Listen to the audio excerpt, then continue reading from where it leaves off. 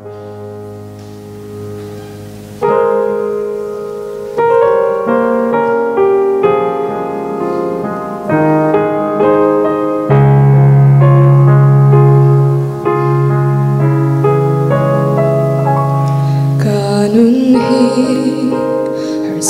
na tin rèn tên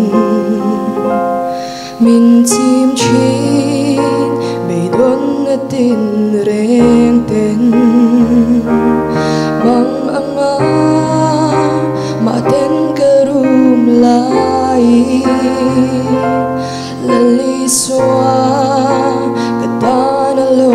enta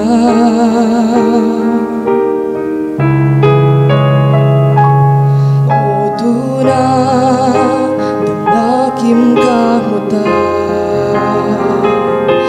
azara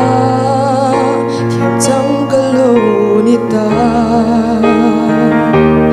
rinnomi ama ka fakto ang lom chungin arong ka bol zelang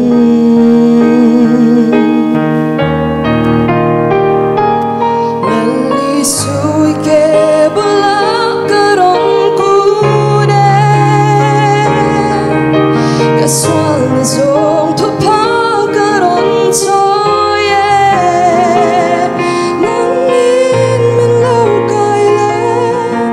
min hum himla Inena min sol tiro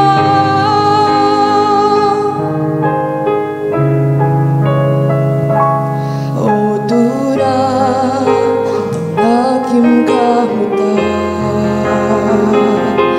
azara thiam chang kalonita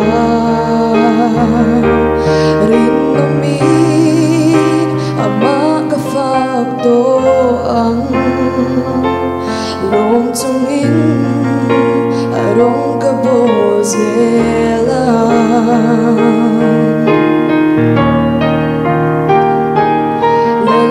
Sui ke bula karong kude Kaswal zong tupa karong soye Nangin min lau kaila min hum himla Inena min sol tiro So ini kalim lelom na ber katani lubere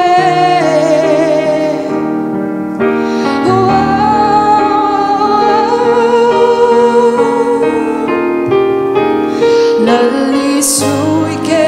bula karong kude kaswal na zong tupa